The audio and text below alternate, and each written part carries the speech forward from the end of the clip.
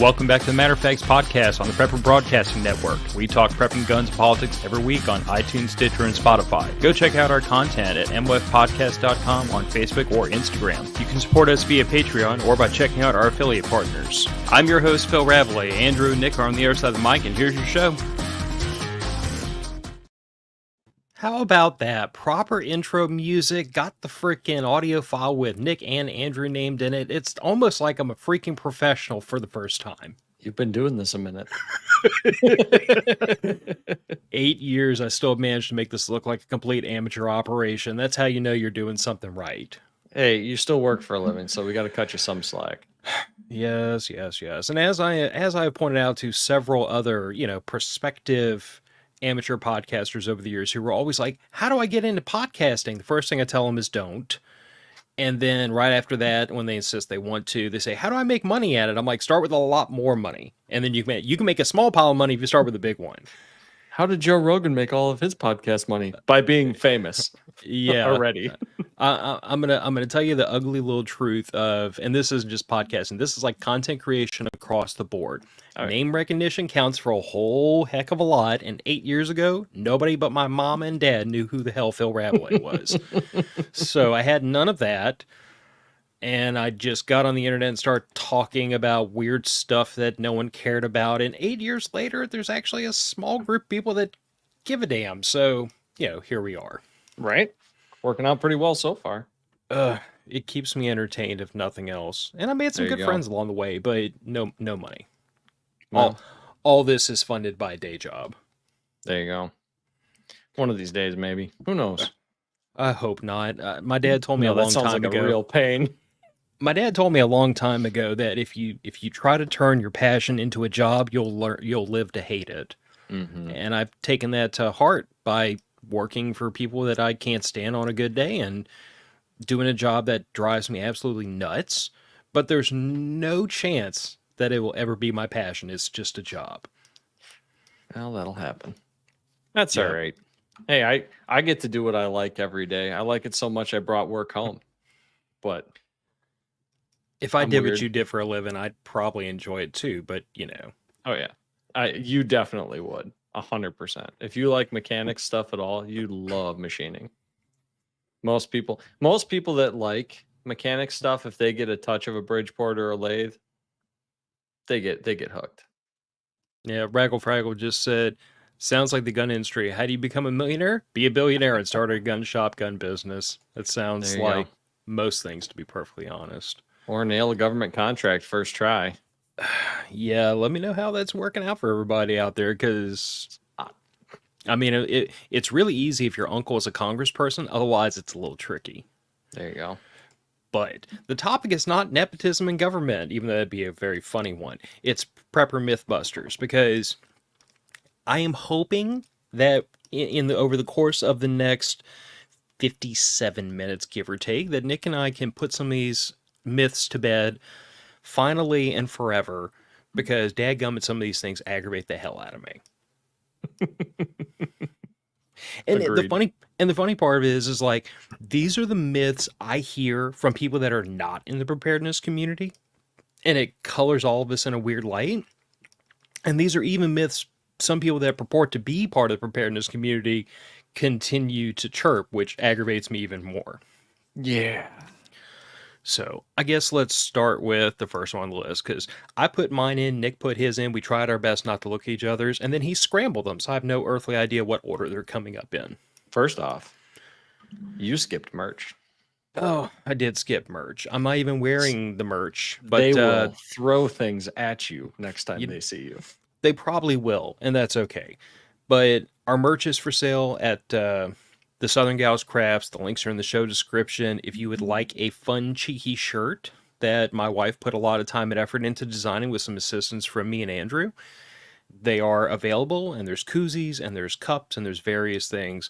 We did our best with the merch to not make the podcast logo super duper prominent, because I thought that the shirt should just kind of stand alone and be funny and be cheeky, and then have a little bitty mention to the psychopaths that dreamt it up. So it's not like you're going to be asked by 10,000 people, what is this goofy podcast? It'll be hopefully a, oh, that's hilarious, or have you talked to a shrink lately? That might come up, but Right. I'm not responsible for that. I'm clicking on buttons and things are not working. Raggle Fraggle, don't beat me to the punchline. He asked if he said, Oh yeah, I was just going to type a response to that. It's probably why your buttons weren't working. so you're saying I don't need a concrete reinforced steel bunker to be considered a prepper? Absolutely not. So let's start with EMP, Nukes, Red Dawn, and Mad Max. Mm-hmm. I'm not going to say that a person who is preparing for any of these scenarios is not a prepper. I'm going to say that there is so much more to preparedness than your favorite dystopian sci-fi movie. Like, there are so many things that are so much more likely to happen to you. There's so many more things to prepare for that if this is your entire concept of preparedness, is like, I'm getting ready for the literal end of the world for like the day after Judgment Day from Terminator. I'm dating myself with the references, but Oh, sure. but like if that's what you're preparing for, cool beans. Just please stop telling people that's all preparedness is, because there's a lot of us who don't live in bunkers, who don't have rooms full of ammunition, MREs, who are still vibrant members of the preparedness community. We just prep for, I don't know. I don't want to say more realistic things, Tuesday. but well, okay. But let's look at the last. Let's look 2 at the last weeks. 2 weeks. In the last 2 weeks, Florida got its teeth kicked in by a hurricane. North Carolina, basically the whole Appalachians got their teeth kicked in by a hurricane. There's a massive solar flare that either is coming to Earth or has already washed over the Earth. Like, there's stuff that happens, like Nick said, on a Tuesday that we should probably be preparing for before we get ready for the Chinese or the Russians or whoever the latest boogaboo is to paratroop into our backyard, or for all the gasoline to disappear and we'd have to deal with Lord Humongous in the front yard. I mean, I'm not saying those aren't scenarios, but I don't think they're likely scenarios. And I think if you tell people that's what you're preparing for, they're going to give you a little bit of a funny look. As a thought experiment, they are valid. I will give them that as a thought experiment. But you need to move past that thought experiment and take a broader look at things. For that matter, you could say the same thing about zombies. Oh, yeah. Zombies. Uncle Randy. Yeah. Perfect. And zombies are a great analogy. And Uncle Randy's very quick to point out, we're not getting ready for literal Dawn of the Dead zombies. Mm-hmm. Zombie is the stand-in for the thing you're preparing for. Sure. So talk us through this one, because this is not one of mine. All right. So people talk about we have to prepper. Okay, we have to make sure, otherwise Stuart will scream at us. When we put a banner up on the screen for the audio-only listeners, we have to read it out loud. Otherwise, Stuart will become irrationally angry. That's fair. That's very fair. So this one's mine, becoming a prepper. People talk all the time about how do you get into preparedness? How do you become a prepper? I don't think you become a prepper. You're not joining the Marine Corps. You're not becoming an FBI agent. You're not learning to be a doctor. All you're doing is taking the basic fundamental steps of adulting to the next logical conclusion. All right. Your bills are going to come due next month. All right. You're going to have to pay those. So why would you not try to have money set aside to pay those bills? You're going to have to eat tomorrow. So why would you not set aside a little bit of extra food? You know, it's not so much as of a new thing that you're doing. You're just applying a structure to what you should already be doing, because you always need to eat. You always need water. You always need whatever tools to repair your house, tarps in case the tornado or a hurricane takes your roof off. You're going to have some of these things eventually. So why not get them ahead of time when they are cheap, easy, and available?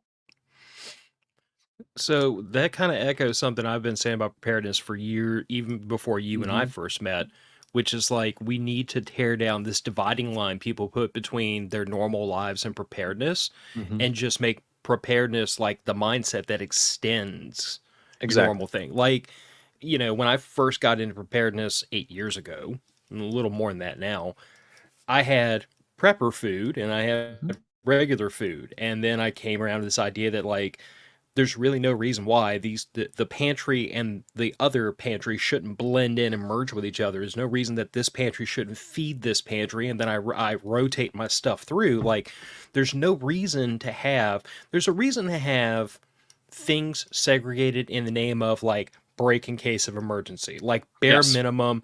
We don't touch this for any normal kind of situation. There's a valid argument to be made Your there. seeds for next spring.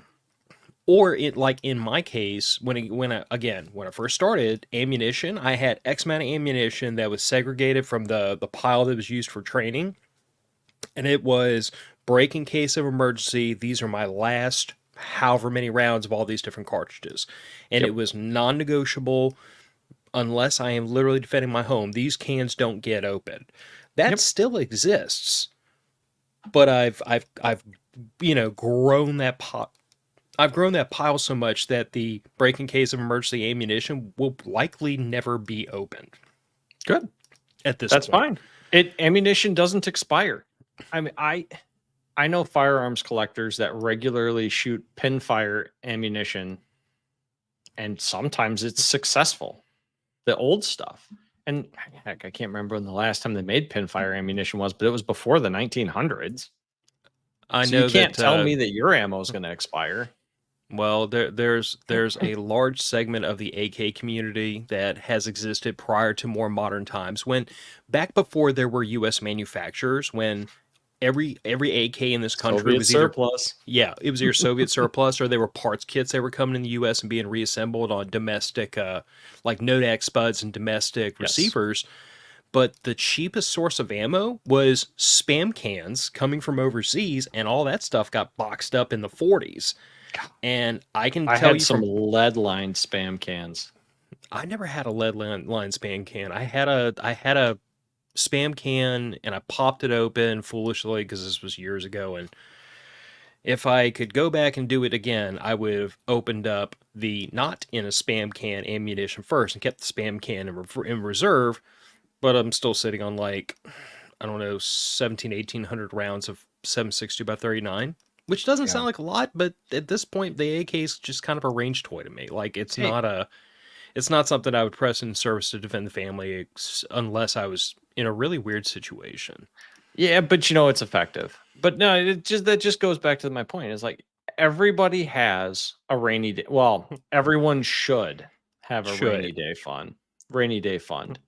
Everybody should have enough food for the next couple of days in their house just because they're going to have to eat and you can't get to the store every single day. Not here. Some Italians can. But that's basically what it comes down to. So right on the back of us talking about ammunition, can we all please agree with each other that the You gonna read the title? I am, but I'm trying to think of how I dodge Stuart inevitably throwing this back in my face. You need can't. It's too how late. much ammo? You've seen it now.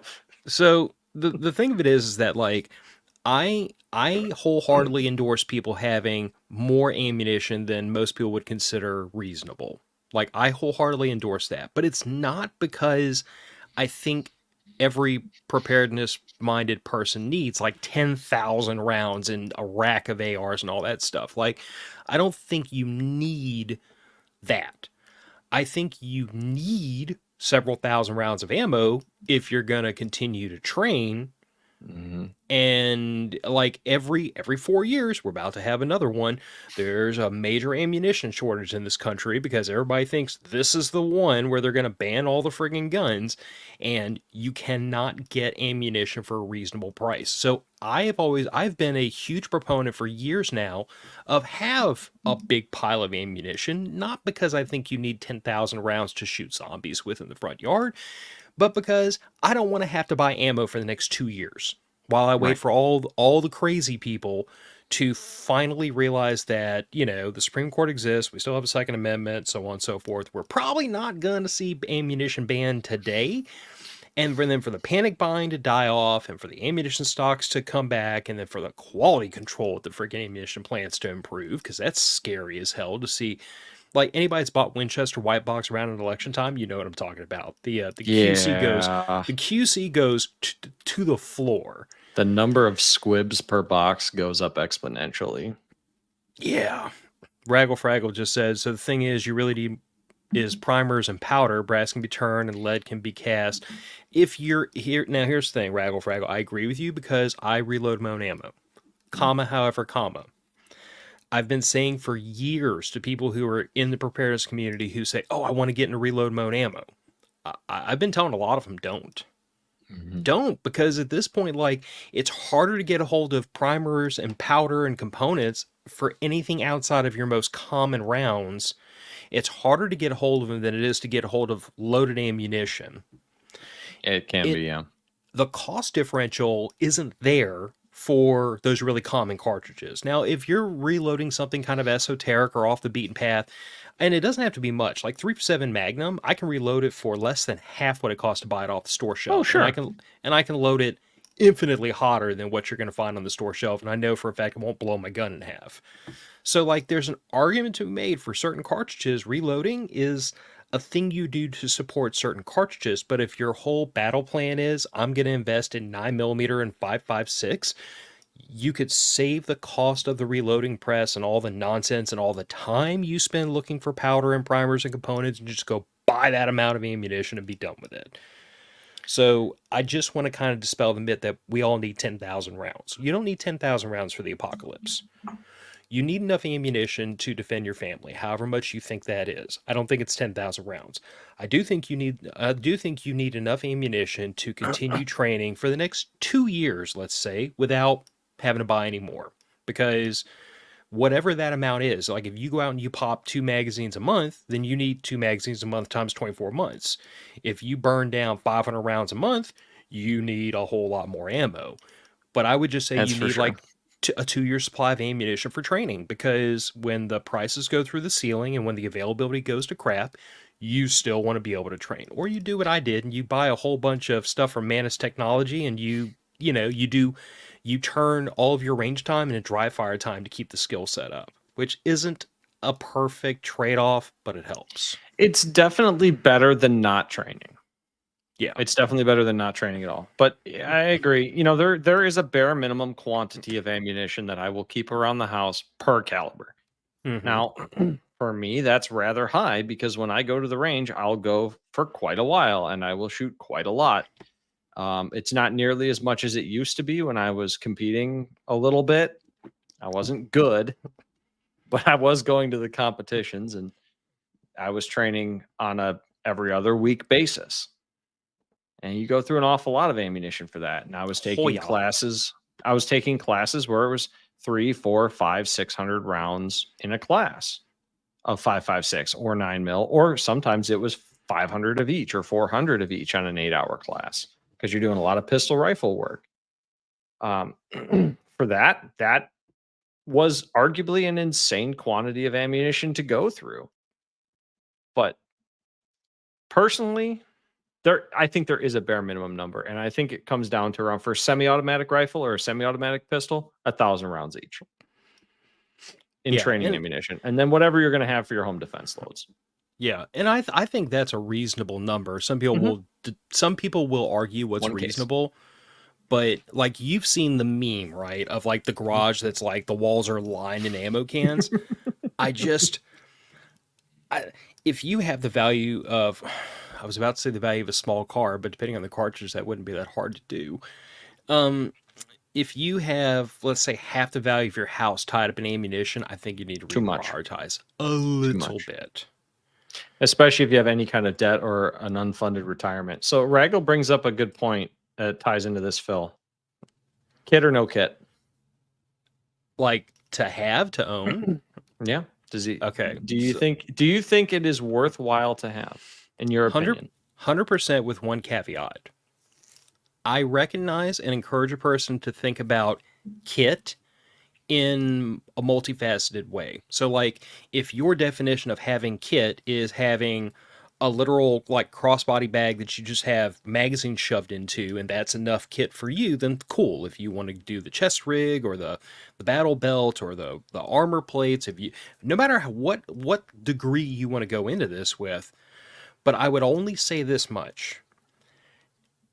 the people who have carried firearms for a freaking living, being military, law enforcement, you could argue like, personal security and so on and so forth, they don't hold the magazines, they don't put the magazines in their pockets and they don't carry them in their teeth. So, like, Nope. understand that if you're going to carry a weapon, you need to have a way to carry extra ammunition. It'd be in your best interest to have a way to carry things to plug holes if you're carrying stuff to make holes. And all those things get much more difficult if you don't have some minimum level of kit. And I've kind of run the full spectrum of, like, I built that bag that's sitting back there on the corner, which is, like PCC magazines for my Scorpion, and it's a whole blowout kit. It's actually got 2 mags for my daily carry gun, my daily carry handgun. Like, that is everything you'd put into a chest rig in a very nondescript looking package. And it's kind of built to just wear crossbody, kind of like you would an old cartridge box from the muzzleloader days. And it works perfectly well. It's something I can throw over my neck and I can jump out of a truck and I can go. It works. I also have chest rigs. I also have an armor set up, and each one of those things have their place. So I would just say that, like, having kit is not LARPing.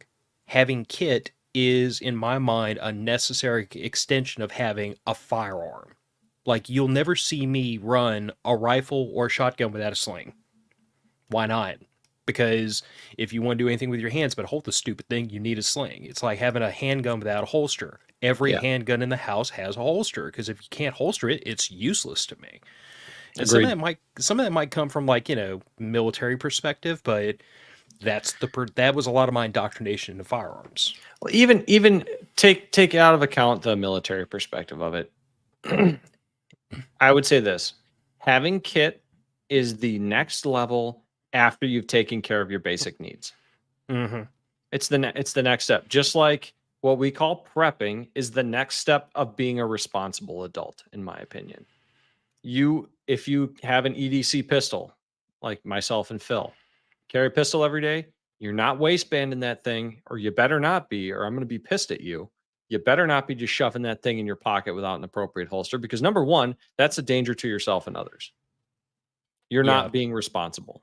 Your femoral artery would appreciate it if you not do that. Yeah. And so would the cleanup crew. But if you have, say, you've started investing in your retirement, you have yourself an emergency fund, you have 2 weeks of food.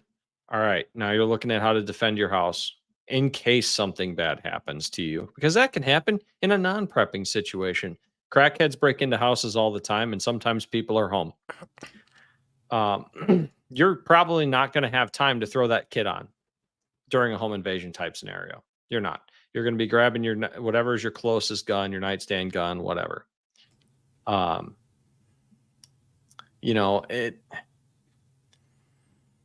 agree with Phil. You got to have somewhere to carry mags if you're going to carry a rifle.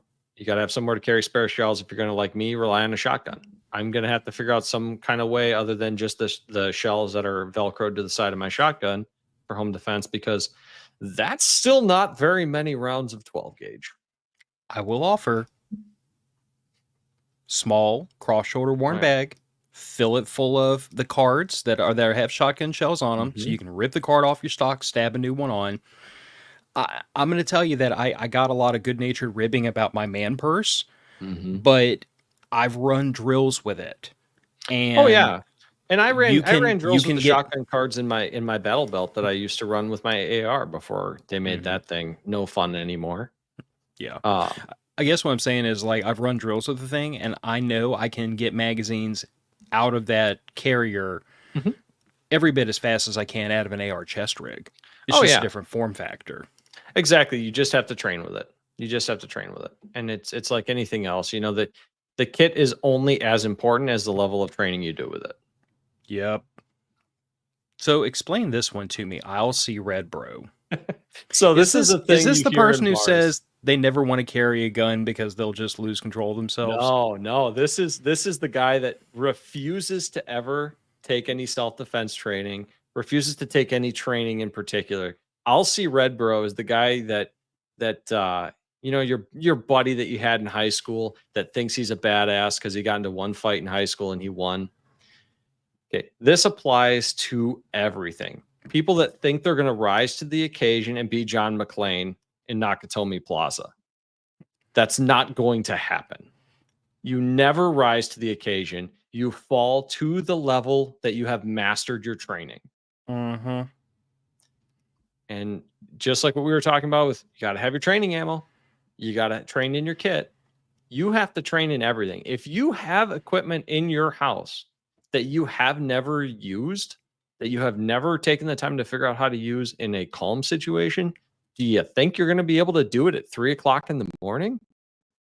Oh, yeah, of course. Yeah, Absolutely totally. not. Absolutely not. I mean, Phil, basic training. They taught you how to fight, I assume. A little bit.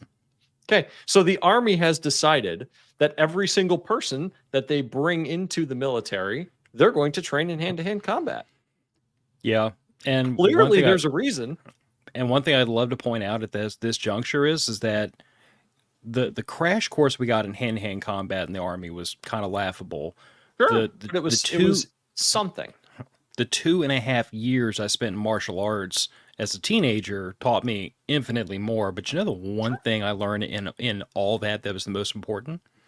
I learned what it feels like to get punched in the face.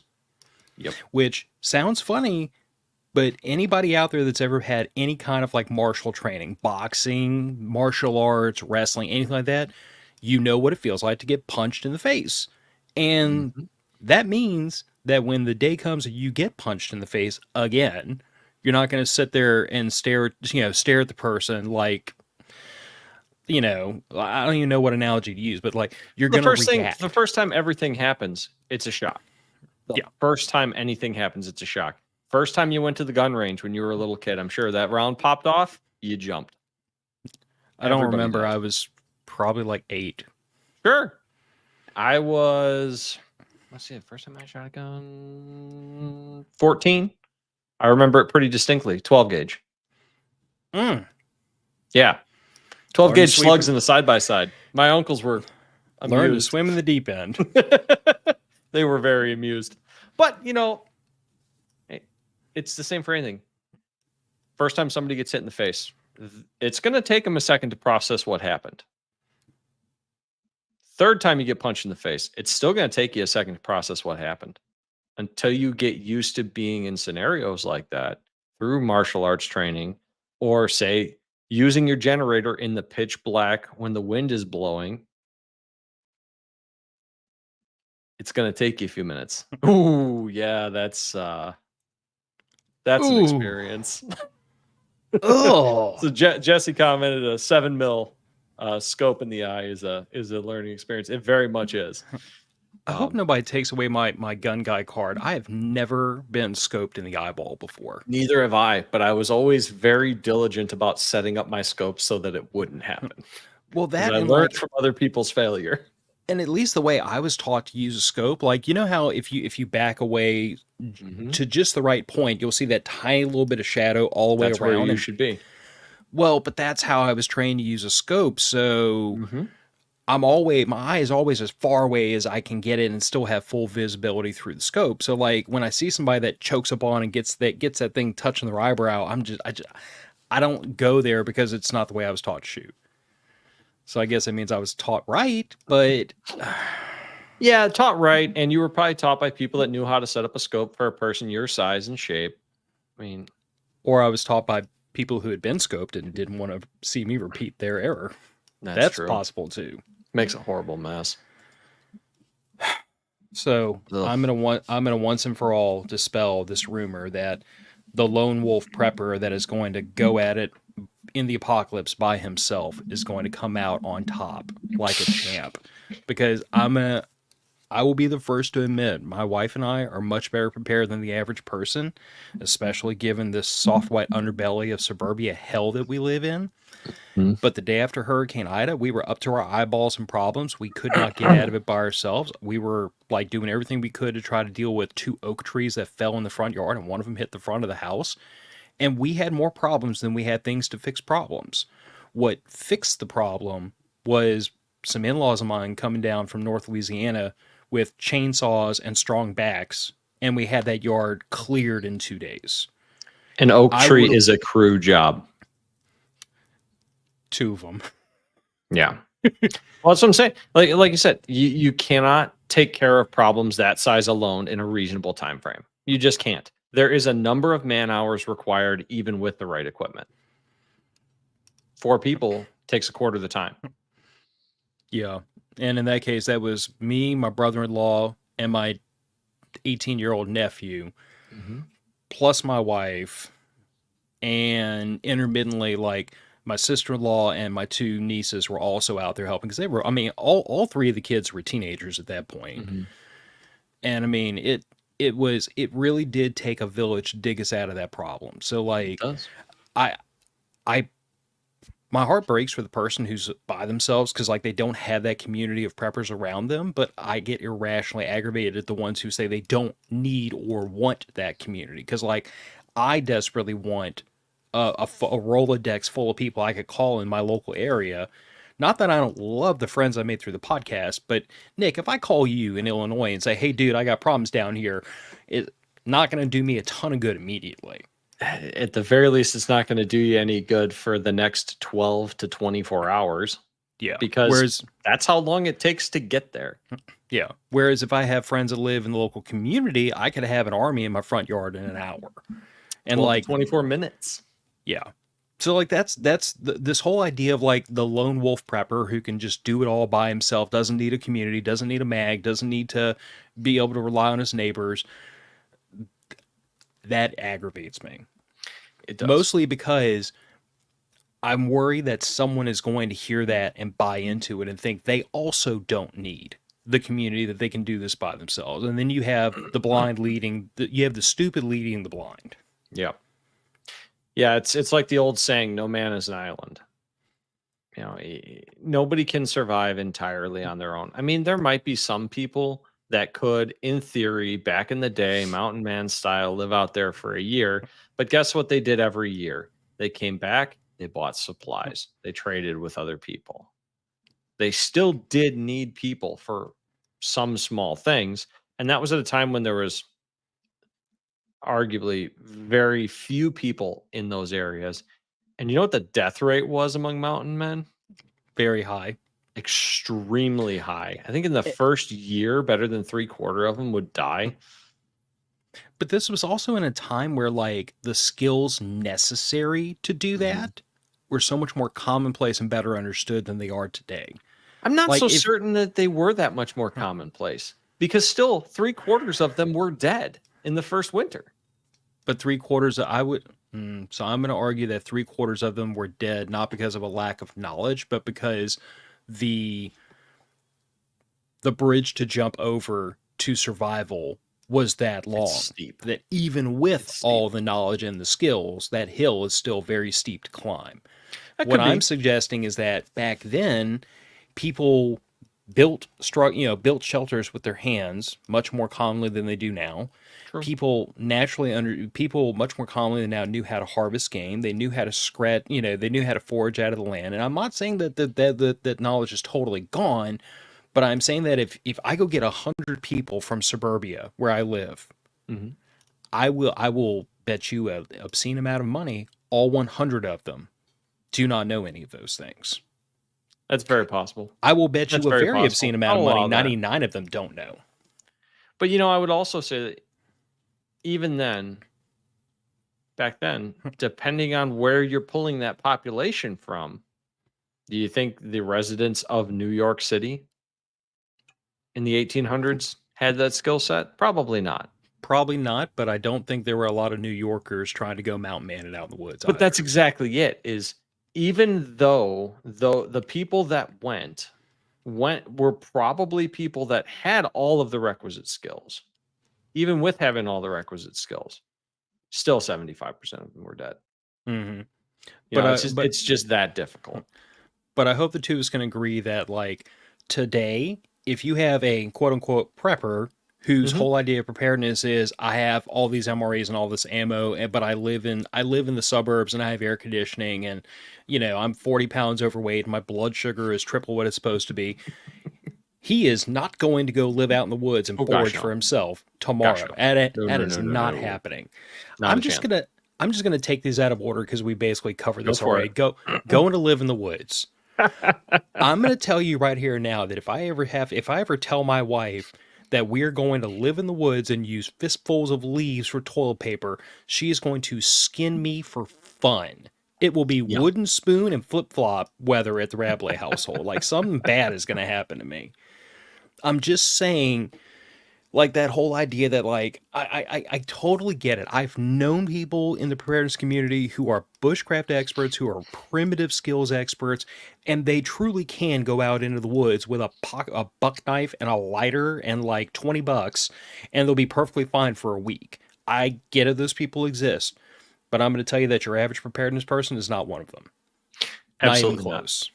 And even then, those people, Bill or Phil, that can go out into the bushcraft and stuff like that, they can do it when they're well fed to start out with, when they're leaving in a week, and while the game laws are being enforced. Yes. You want to know what happens the second the game wardens stop being a threat? Every hillbilly, their brother, and every bumpkin in the city and their brother starts taking shots at squirrels and rabbits with 22s, starts hitting deer with their trucks on purpose, starts spotlighting rabbits and deer. The game is going to be gone. Well, I mean, look what happened in Venezuela. Exactly. They were breaking into zoos to eat the zoo animals and eating people's pets that were left unsupervised. I mean, Mhm. that's what happens when things break down. And Absolutely. that's why I think when you make a plan, when your plan hinges on I'm just going to go out in the woods and figure out my life. You remember that conversation you just got through having about I'll see red, bro? Same You exact thing. Same exact thing applied in a slightly different direction. Figuring your life out is going to happen at full speed and full contact, and it's not going to end well. No, not at all. Roving bands of the hungry. Yeah. So you know how every once in a while you'll read one of these prepper novels and you'll have the horde of starving townsfolk coming out of the city to eat the country, to Mm-hmm. eat all the food in the country because that's where the food comes from. You ever watch those the YouTube shorts, the Instagram things, the TikTok things, whatever you're on? I try They've not got to.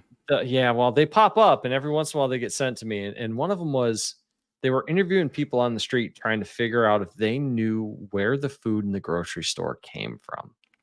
Oh Jesus Christ! I have seen this. Yeah, pretty It bad, right? it was the moment that I completely lost all remaining faith in my fellow man.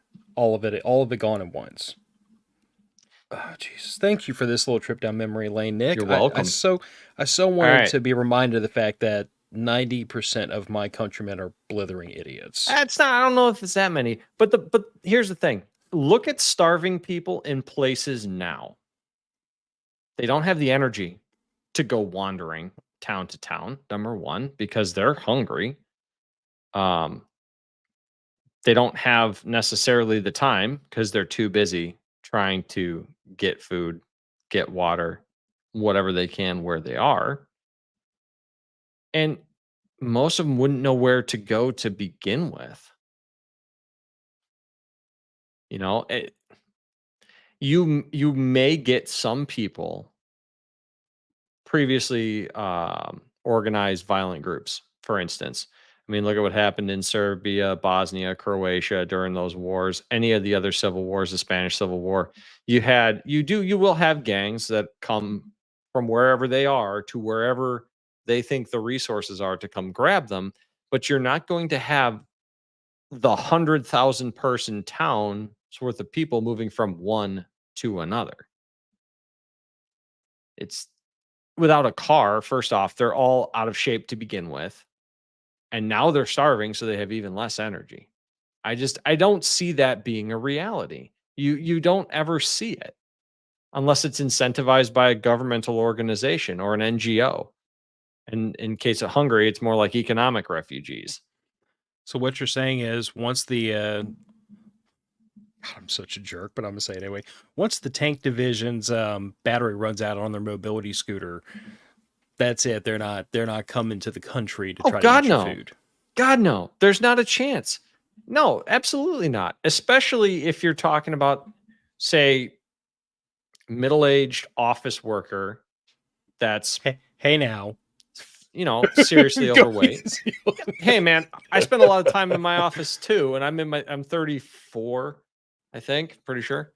And I'm definitely know, could but use that to middle lose some age, more weight too. But you know what? middle age I'm hurts not though, man. walking I'm 100 turning. miles in a week.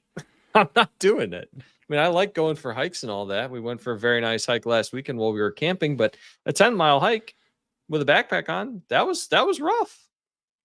I'm not going to do that unfed. I'm not doing that. I mean, okay, 10 miles. I was about to say I wouldn't do that for fun, but that does kind of sound like fun to me. But Oh, you would have liked the hike. It was I'm beautiful. I'm a little twisted. We have to catch up on some nonsense in the comments Go real for it. fast. Well, first of all, Mrs. Hendrickson agrees with me about the whole fistfuls of leaves for toilet paper. Yeah, that's So a hard no. Flush that's a toilets are a requirement. that's a hard no. I see Big Digs caught a live one. So for those of you who are tuned in, we decided to standardize the show. It's going to be on Thursdays at 5 p.m. Central. So I know a lot of people commented that you're not getting notifications, and that's because somewhere along the way we really pissed off, like, YouTube and Meta and all the alphabets and all them. Whatever. So, our notifications apparently don't work, but 5 p.m. Central on Thursdays, that should be fairly consistent. It should, yeah. I don't see any reason why it wouldn't be. Yeah. Jesse, ground beef does not come from a tree, no matter. Depends if there were tornadoes and the cow hit the tree. Thank you for that, Nick. You're welcome. We have to think about Florida in a time like this. Jesus in heaven. All right. Well, since we just got through talking about roving bands of the hungry, same thing I said about going to live in the woods. If your whole preparedness plan is I'm going to be a marauder and I'm going to take from people. I came up with a really cool analogy for this, by the way, because you and I are both kind of nerds, so you'll appreciate this. It. Let's say, hypothetically, if I want to give you the best possible chance of this little plan working out, so you are a level 20 fighter in D&D, and you can critical on an 18 or a 19 or a 20. Sure. And let's say your unsuspecting quarry is an armor class of 5. Nice low bar to clear, right? Sure. How many houses do you think you're going to hit before you roll a 1? Technically, the odds are always 1 in 20. So, and you know how statistics works. The more times you don't roll a 1, the greater the chance that sooner or later your luck's going to run out. So this is always the thing I tell people when their plan is like, oh, all I need is this much ammo and I'm going to go take all the rest of it. I'm like, let me tell you something about disaster situations, which I've lived through a couple. Every single fight I can avoid is a good fight to avoid, because every single fight you get into, there's a not zero chance you gonna get shot or hurt or whatever. So sooner or later, you keep rolling the dice, you're gonna roll a 1, and then it's gonna be a really bad day for you. And if your plan was to steal somebody's tourniquets, it's gonna turn into a really bad and probably really short day after that. Yeah. So please let me put this to bed. And if you meet a person who claims to be in the preparedness community and they tell you with a straight face, not joking, but with a straight face, that their whole plan is to take from their neighbors, I would love to know that person's home address, because if he lives around me, I'm going to put him on a list. Look, here's the thing. Trained military troops seizing an objective, Phil, that is actively defended. What is the attacker to defender ratio that you require typically in an in-place defense with firearms? Well, okay, so the circuitous answer for this is as many as possible, because overwhelming force makes the minimum. Absolute bare minimum, you need 2 to 1. 2 to 1 is considered the absolute bare minimum. But you know what the average they usually try to aim for is? At least 3 to 1. Yeah. At least 3 to 1 against a prepared position. Guess what? And we're not talking about high ground. We're not talking about hardened defenses. We're not talking about countermeasures, things like tank traps or trenches or whatever. Like infantry to infantry. There's so many ways to make, and this is why typically, like fights favor the defense. In the military world, if you have your opponent on the run, the last freaking thing you ever do is stop advancing and let them dig in, because that's how World War One turned from a bad situation into a really bad situation, is because both sides dug in, and once that happened, neither side could get enough people on your side of the wall to break the stalemate for freaking years. So Yep. like, So you let's just say you don't have a do Marauder that. group. Say you got 5 people together that you think you can trust to not stab you in the back. Okay, well, let's go down that little fun road. Yeah, because if they're willing to kill everybody else to take their stuff, what's to stop them from doing the same to you? But say you got 5 people. Okay, great. Average family size is like what, 4 people, 4.25 people, something like that. Fantastic. You do not have even a 2-to-1 advantage against a standard size family. Okay, let's talk just adults. Yes, you have a 2-to-1 advantage against the first family. What happens if the homeowner gets lucky the first time? You've now lost your 2-to-1 advantage. What happens if the homeowner sees you coming? Your 2-to-1 advantage now needs to be a 3 or 4-to-1 advantage in order to have a hope of success. And at that point, you're expecting serious casualties. Yeah. So like that's the thing I always try to point out to people is like, if you dare the devil enough times, sooner or later he's going to fill your dance card. Oh, absolutely. Like there are people I know, retired military people in the community that terrify me because I know for certain if they decided to be aggressive, I am going to lose. Flat out, I am going to lose. One of my shooting instructors lives not very far away from me. He's a retired Marine who was very good at what he did and is still very good at what he did. I don't want that guy ever upset with me for any reason. And you don't know that the house you're kicking into is not the angry, extremely well trained, and aware vet with night vision goggles. Congratulations. And let's just say that after the global war on terror, there's a very not small group of people here in the U.S. who Right. fit that bill these days. Who, Right. because like there Or was that. maybe it's Jerry Michalik. Well, but let's call it what it Oops. is. From about what 1972. When was the fall of Saigon? 72. Yeah. Don't look it Roundabout. up. It's roundabout there. So from like the early 1970s, really until about the early 1990s when we had Desert Storm, you have this huge span of time where even people that served in the military, if they weren't special forces or if they weren't on a handful of deployments, they really don't have combat experience. Right. And then after 2001, almost every single member of the active duty, and a hell of a lot of National Guardsmen, by the way, because I was Louisiana National Guard, not that they asked me when they gave me MOB orders, but like a lot of the military wound up with real legitimate combat experience in Afghanistan and Iraq. And now most of those are chubby old bearded guys who are, paying taxes and holding down a day job here in the US.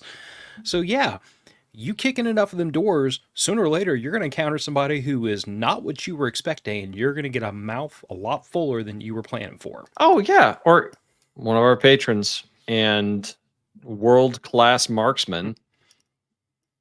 I got to have him on the show again. You do. You do. You really need to. Yeah. Cause especially once he gets everything settled down by him, we'll have him on at least to talk about his perspective of the whole event. Yeah. I think that would be, I think his insights would be good. I think so. Especially knowing what he's dealt with lately, up in the Appalachians, because he got rolled by Hurricane Helene. Thankfully, I don't think he had any damage to his home. Him and his family are fine, but yeah, him and his family, and I believe his friends, he said, were okay too. They did find them.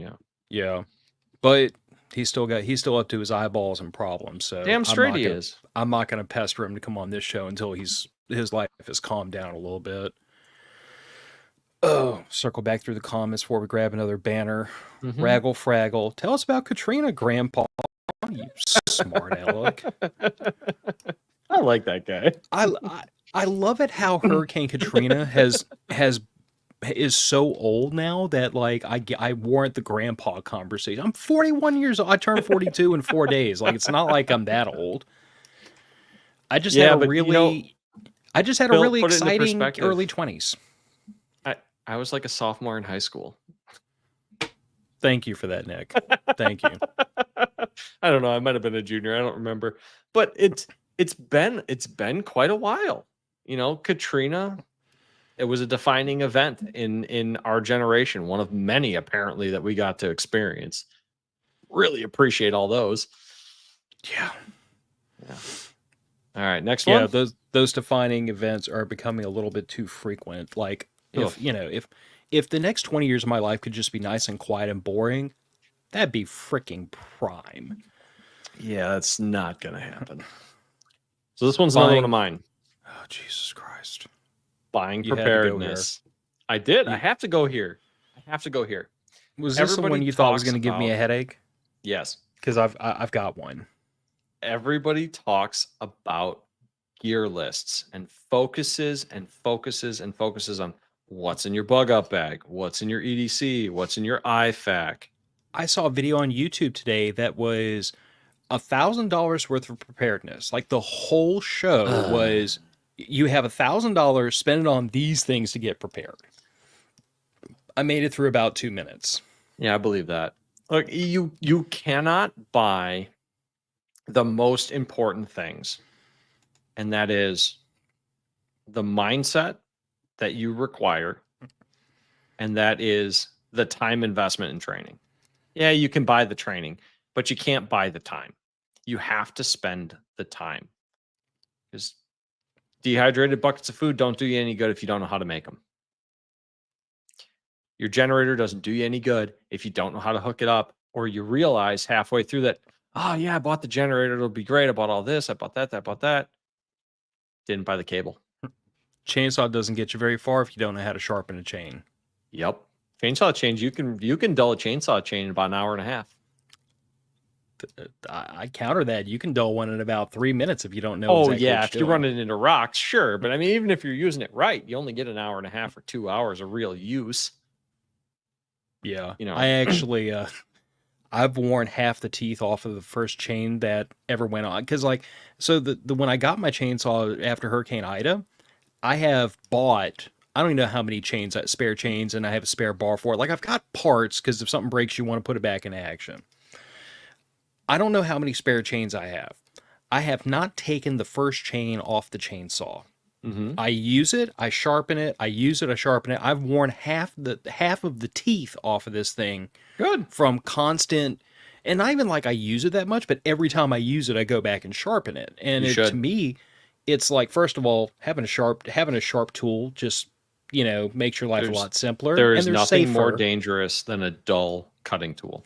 But the other thing of it is that to me, it was practice. Because if I sharpen that chain until the teeth are completely smooth on the SOB, I've got 4, 5, 6 other chains sitting in the shed. Exactly. But if I don't know how to do it, but if I don't know how to sharpen a chain, when that chain gets dull and I pitch it in the trash and put another one on, sooner or later, that's going to run out. Yep. Absolutely. Oh, God, the comments just dropped another one that I totally forgot about. Precious metals. There's a point to precious metals, and it's limited. Let me read these, and then we're going to have to slip this one in. Go for it. Invest in precious metals. It's hammered into people prepping for the dollar collapsing, but when SHTF, you can't eat a bar of gold, a bar of silver, or a gold coin. Instead, buy chocolate. It can actually be eaten, will be worth its weight in gold during SHTF. To sum it up, chocolate gold coins are better than regular chocolate gold is coins. greater than gold coins. So let me just say, I think there's an argument to diversifying your, how do I put this? I think there's an argument to be made when it comes to diversifying your accumulation of wealth. Yes, like if you have money in savings, if you have money in a 401k, if you have all these other things taken care of, then having money in precious metals, I totally understand. I get it. Don't put all your eggs in one basket. Have things diversified. Statistically and historically speaking, every time the stock market goes to hell in a handbasket, precious metals tend to hold their value. An interesting little footnote, you can buy the same amount of gold that it took to purchase the average home like 100 years ago, that same amount of gold has appreciated enough that it'll still buy the average home today. Yep. Just interesting little tidbits. So, like, there is certainly that argument to be made that precious metals hold their value over time, but the problems are twofold. First of all, as he pointed, as Guy the Comments pointed out, you can't eat it, and you could trade with it, I guess. But if all you have is these big gold bars to trade If with they and these want silver it. coins, if they want it, because at the end of the day, like the thing that my dad kind of whooped into my head years ago was stuff is only worth what someone's willing to trade you for it. And this is like the exact opposite argument as cash. Right now, cash is good. Cash greases wheels. But like, if you get in a bad situation where like I need water and you're trying to give me cash, I don't need cash. I need water. You know what I'm saying? Like the cash has what value people assign to it. And in a weird enough situation, food, water, and ammo are always going to trump cash and gold and silver. They will. So I always go back to this idea that like I don't I don't begrudge a person who invests in precious metals. I would only say that don't put all your stuff into precious metals because, as you pointed out, you can't eat it and you can't live in it. So it's just one of those things. The other thing is that even though it's proven historically to be a good store of value, the one thing it does not do is appreciate. And I That's true. understand, like, fiat currency, like, liberal economic order, like, don't get me started on that whole conversation again. I get it. I get it that it's all ones and zeros in a bank and it's all fiat currency. I understand. But if you put money in the stock market, kind of sort of does, gain interest over time, and hopefully it beats the rate of inflation and so on and so forth. And gold and silver will not do that. They will hold They won't. value. They will not appreciate in value. The one thing that does always appreciate in value is land because they're not making any more of it. So far. I mean, Hey man, you gotta be realistic about it. There will come a point where we will have more land available than we have right now on the planet, assuming humanity doesn't kill itself. We'll get to the point where bold of you to assume that. Hey man, I'm all about the future.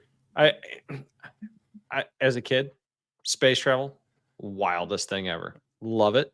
Would love to see us do more of it. It's not happening right now. Hey, people are working on it. Elon Musk is claiming he's going to set up a thing on Mars, set up a thing on the moon, whatever. Would love it if they did it. Fine. It is possible they could do it. It is possible we could end up with more land than we have now. But like Phil said, balanced portfolio. As far as I'm concerned, if you do not have a emergency fund, a properly funded emergency fund, you should not be investing in gold and silver. You probably shouldn't be doing a lot of things we've discussed here this afternoon. You should be taking your finances as seriously as you do everything else. Because, like, if you don't have 2 weeks of food, you should not be investing in gold and silver. What is this? What is a savings account but preparedness? It is. It's the barest minimum of preparedness. Because, hey, my air conditioner broke just this summer. I threw money at the problem. The problem is gone. Phil had a tree land on his house. He had bought insurance. He didn't have to throw money at the problem because he had insurance. That's preparedness. But I think gold and silver, much like I say about body armor and kit, it's a next step you can take when you have your emergency fund, when you have your retirement money that you're beginning to set aside. It's a good step to take, and it could be helpful maybe in certain circumstances, but it's by far not the most important. No. So we got two more, and we're like right at an hour. So we'll go over just a little bit, knock these two out. Yeah. OPSEC. For anybody that doesn't know, operational security, or keep your freaking mouth shut. Go ahead, Nick. How do you get a community if you only ever keep your mouth shut? You can't. Phil, you've made the decision to pretty much abandon your OPSEC. Oh, yeah. You put your full name out there. I have to. Very unabashedly, 8 years ago, had this conversation with my wife and just said, if I do this, it's it. It's like virginity. There's no getting it back. It's gone. Exactly. Exactly. But, you know, everybody needs a community around them. What that community is, you need to decide. But your neighbors are going to know if you're running a generator. Your neighbors are going to see your solar panels. Chances are your family and friends are going to find out when you've bought a quarter of beef and have it stuck in your freezer across the room from me. These are not small things. People are going to see it. You're not running a airtight military installation or a CIA operation where you can have all the money in the world to throw around to hide these things. People are going to know that you have this stuff, especially people that are in your house, your family, your friends, whoever. I'm sorry, with the way digital security is going nowadays, your OPSEC is blown because Amazon knows all of the prepper stuff you bought. If you see advertisements for Mountain House, Ready Wise, My Patriot Supply, congratulations, your OPSEC is blown. I mean, if you have ever, so the thing I tell people about OPSEC is that I look at OPSEC, guy that comments saying your neighbors are going to see you eating hot pockets and ramen while they eat government cheese. Absolutely. The People are other gonna thing, and notice. this was pointed out to me by somebody, and I don't remember who it was, so I can give them credit. But they pointed out to me, they said, in a long enough, bad enough situation, your neighbors will notice the person who's not losing weight, Who's who's not dirty? not dirty. Like you're gonna stand out unless you Whose live like clothes aren't everybody. trash? Exactly. So sooner or later, they're gonna realize something's up over at that household. But the totally lost my train of thought. You need the community. You need the community. But I was going to say that I think OPSEC is like a spectrum, much like Yep. much like the conversation we had about a lot of things in the Mhm. last hour. 100% OPSEC is impossible in the Yep. digital age. Like if you have a social security number, if you've ever had a government ID, God forbid you have a checking account, a savings account, if you've ever surfed the internet without a VPN, Have you bought property at any point? yeah. So like 100% OPSEC is impossible. It is impossible. And 0% OPSEC is freaking responsible. It is. So somewhere in the middle is a happy medium where you can guard enough of your secrets to not overly expose yourself unnecessarily, and yet still be able to develop a community around you, be able to live like an average human being, not be the weirdo with the beard living in the woods all by himself with the room full of guns. Like there's a Yep. happy medium in here. One thing, then, like I had this conversation with my sister recently, but she's really big on documenting like trips her and my brother-in-law take on her Instagram page. But he has asked her, and she respects this, not to post anything until they're home. Because you don't want to let the whole freaking world know you're 5, 6, 7 hours away on vacation for the next couple of days. Yep. It's a reasonable step to take to guard a little bit of your OPSEC. It doesn't cost you anything. It doesn't take anything away from you. Your cute, pretty pictures with the filters will go out on the internet for all of your friends to admire later. Yep. But it's just one of those things of like, I could do A or I could do B. And A doesn't take much from me, but it guards a little bit of that personal information. So like, to me, OPSEC is not a binary decision. It can't be. Not in the modern world. The way it's discussed online, though, they definitely discuss it as a binary choice. Either if you tell anyone, well, now you're screwed and you're gonna die. Okay. Challenge accepted. Anybody out there in listener land, and there's not of y'all listening right now, so y'all have fun with this. Google your first and your last name and see what comes up. And if that There's a doesn't, lot. but wait, let's say you have a super common first and last name. There ain't a lot of Phil Rabalais lying around. So Google my name and see what comes up. You will not be shocked. But if you have a super common first and last name, Google your first and your last name and the town you live in and start watching what happens. We modern people in today's world have such a gigantic digital footprint, and so much of these information sources are all interconnected nowadays that having 100% secure OPSEC is nonsense. And here's the thing, but even in the military, it's nonsense. Yep. There is no 100% security. It is about installing enough security to prevent the most pertinent information from getting into the wrong hands. And that's not hard to do with a little bit of common sense. Right, right. It's just the way I see it discussed online, where it's like, oh, if you talk to anybody about the fact that you're a prepper at all, well, people know you have a savings account, probably. I mean, I have friends over here all the time. They walk past my extended pantry into my game room in the basement. They know I have quite an extensive pantry.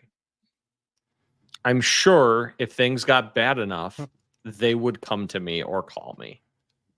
I know that. Just be aware. You cannot keep everyone out all of the time and be a social human being. Yeah. So I'm going to wrap up with this one. And this was my personal little gripe because GMRS isn't for SHTF. You should have got ham. And I even hear this about ham. I hear this about, like, there's some version of this nonsense about almost everything that gets used for Dump ham, get a preparedness. mash tag. Yeah, you don't need a radio, you need mesh tastic. You don't need mesh Yep. tastic, you need something else, or Satellite phones. satellite phone. Yeah. So let me just take all of this and put it into a bucket and tie it up with a nice pretty little bow. Everything is for preparedness if you use it for preparedness and if it fits a use case you have. Everything is. Yep. I know I've heard people scream very loudly that revolvers have no place in preparedness. Bolt actions have no place. You have to have a Glock 19 and AR-15 or you're not a prepper. I've heard some version of all this nonsense said about hundreds, if not thousands of different topics, and it always reeks to me of stupidity, closed-minded thinking, elitism, because everything can be used for preparedness if you use it for that purpose. Like the whole reason why I got my family in a GMRS radio instead of ham is very simply because if I can't talk to my wife and my daughter on it, it doesn't do me as much good. And I don't really want to talk to weird men. I'm not on Grindr or anything like that. You know, I've got a group of men I talk to already, but they're not strangers. There's But like that. if the whole purpose of this implement is to be able to talk to people that are in my group, and my wife and kid are kind of in my group by default, then I have to have the radio service that they can actually make use of. And ham doesn't do me a lot of good. True. But it's the same argument about, I mean, hell, our friend, who by the way is a world-class muzzle loading long range shooting champion. Mm-hmm. If you sit there and you look me dead in the eye and you tell me that muzzle loaders aren't for SHTF, I'm going to He will introduce kill you from so far away. I'm going to introduce you to somebody that will scare the hell out of you at 700 plus yards with a He muzzle is probably loader. better with his muzzle loader than I am with my 300 Win Mag at 700 yards, and that is not an underestimate. Yeah. So I guess that's kind of just my point, is that I reject this idea that these different things are not useful for preparedness. I think the whole point of preparedness, like I've said many, many times over the years, preparedness is a mindset. It's not an activity, and it's not a hobby, and it's not something you purchase, and it's not something you choose to be. It is a mindset, and it guides all of these different things. It guides you to put money into a savings account, or to plan for retirement, or to invest in precious metals, or to have a food pantry that's 6 months deep, or to have more than just a box of ammo and a Glock 19 to your name. It guides you down all these different roads. It's kind of like I'm struggling with it. I had an analogy and then it disappeared that fast. It's like different outfits, man. Yeah, Pick the outfit that fits your situation and needs. Yeah. Well, I mean, It's the simplest way to put it. I mean, yeah, I have a ham radio license? Yep. Does my wife? Nope. So we have some FMRS radios laying around too. Because tell you what, if I'm out in the garage, sometimes I forget my cell phone. Sometimes I ignore my cell phone because I get tired of all the spam calls and texts. Thank you, election season. that is a thing. But what I don't ignore is a call coming over my radio that I have sitting on my toolbox when I'm out working on my lawnmower. You know, it's just easier to use some of these other radios sometimes. Is it the best you could have? Probably not. But if it's a tool your family will use, it's better than the one they won't. Yeah, and I think at the end of the day, like that's kind of where I leave that whole conversation is that that to me there is I can't think of a whole ton of things that cannot be utilized for preparedness and given the right situation. So if you Mm-hmm. find yourself confronted with this person that says that's not for preparedness or this is the only right way or this, that, and the other, like I'm notorious for telling people all the time when they ask me a very simple question, what they think is a very simple question about what is the best thing to do, and I say in what situation. Yep. That's the hard Because part. the why matters more than the what. The why drives the what. And I can come up with a scenario that's going to make whatever you have in your head not work all of a sudden. And I could probably come up with a scenario that would perfectly justify something that doesn't seem like it'd be that useful. It just comes down to like finding. Don't try to put the square peg in the round hole. Ham radios and ham sandwiches are guaranteed to survive anything aliens, famine, or Russians, Chicoms. And that's another thing about like that is the one thing I will handily admit that I have told people before because you get the other side of this equation that the person that says, "Well, I have this thing, therefore it's going to help me survive," and I always ask them, "Survive what?" Like Yep. there's people that say, "Well, I have a ham radio, so I'll be able to call for help." I'm like, "Who are you going to call?" Like if I grab that Do you GMR, even know your local emergency ham radio frequency? do you have any friends that have ham radios that are monitoring the channel you are on, or have you established a comms plan with these people? Like I think going back to the thing you had earlier about how people buy preparedness, I think people Yep. fall into the trap of I bought this thing, it will do the thing, and it will Mm-hmm. save my butt when I need it to. But the things you buy are to facilitate actions that are driven by the skill set you've hopefully trained in ahead of the emergency. So like if you have a radio, it doesn't matter what kind. But if you don't have someone on the air side of that radio who's monitoring your frequency at a certain time so they don't have to sit there and scan through frequencies and burn their batteries up 24 hours a day, 7 days a week waiting for you to call them, if Yep. you haven't pre-done any of that and there's no one on the other side of that radio, or even worse, there's someone on the other side of the radio who's not friendly to you, that radio is all of a sudden freaking useless. It's just like that lathe behind me, Phil. I could sit you in front of it for as long as you want. You can figure out how to turn it on pretty easy. You're a smart guy. Bet you can't put threads on a bolt. I mean, it depends how many bits you're going to let me break what Hake trying. I bet you don't even figure out how to put it into the threading mode. I'm How not many gonna take- combinations of levers do you think you have to throw? Oh, second. How many of those levers do you think you have to throw, Phil? Oh, let's see if I can get. How the heck do I get me to be big? Oh, that's big enough. Hang on. I don't know how to make me big. I'm bad at this, guys. There we go. All right. So you got a lever. Well, I can't point on this thing. You got a lever up in the back. You got a lever down from the back. You got two levers in the front. You got half a dozen little feed wheels there and about four levers on the carriage.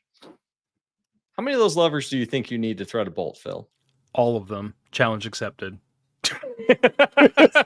Well, turns out there's only two you don't need. So I was So you were almost close. right. You were close. But Yep. it's exactly it. It's like that lathe is just as complicated as ham radios. If you understand how the levers work and what the buttons do, it can do really cool stuff. But if you don't know what they do, and none of those are labeled because that thing was built in the 1920s and hasn't been refurbished, still runs like a champ. What happens if the buttons wear off your radio? Yeah. Do you know what the buttons do without the labels? Probably not. Yeah. I guess to me, like the whole point of this episode was really just try to dispel some of these rumors because there are people in the community and out of the community that perpetuate some of this nonsense. And I really just want people to think critically. I know it's a concept, it's 2024, but like think critically about the things that you're hearing. Be very suspicious of a person who puts himself out there to be an expert. Like I've said for years, I'm an enthusiastic novice in most subjects. The things I know very well, I'll tell you I know very well. But even then, I'm a little hesitant to give like really hard, fast advice on because I always go back to this idea that like you know your situation better than I do, so shouldn't you make that decision? Yep. Or at the very least, when you ask the question of what is best for this situation, at least know what your situation and capabilities are before you're asking the question. Have a Yep. list of your requirements. Like me personally, when I got into ham radio, I had a neighbor next door that had a ham radio. I was like, oh, Oh, cool. you cheated. Yeah. Yeah. I had a Huey next door with a ground plane antenna that he would talk on atmospheric skip with to people on the other side of the globe. So I just walked over to his house and said, hey, man, how do you talk on a radio? That looks pretty cool. So he got me into it. And around that same point, when the first time you guys had me on the show, we were talking about modern day militia stuff, modern day militia activity. I was involved with the militia for a little bit. I make no secret of that. It was fun. Did a lot of firearms training, did a lot of radio training. Those guys all used ham radios too.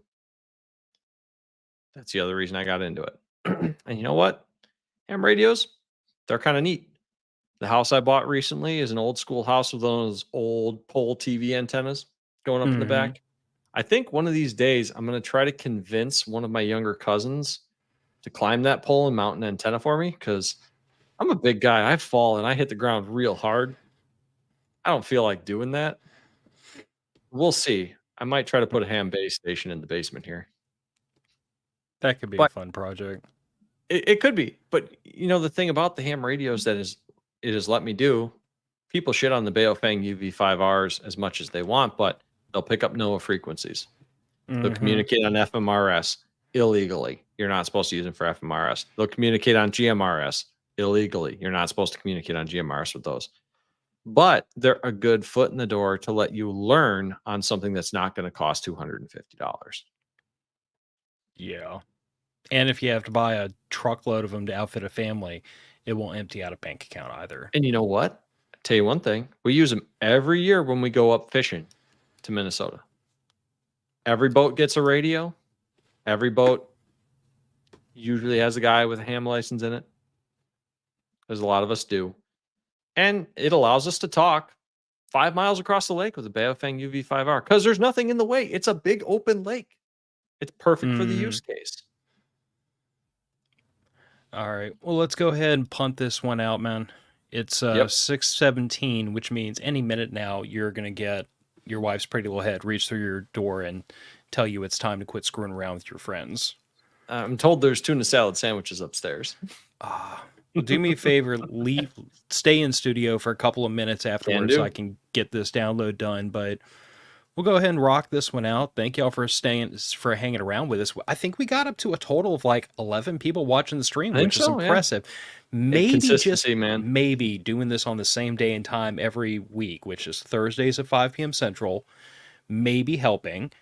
And next week we're going to, I don't know yet how it's going to work out. We have a big meet and greet with a whole group of people who are on social media. I was told to expect 6 of them. Nice. So we're going to wait and see how that melee breaks out. Yeah, it'll be all right. It'll be a good time. We'll see you guys next time. Matter of Fact's podcast going out the door. Bye, everybody.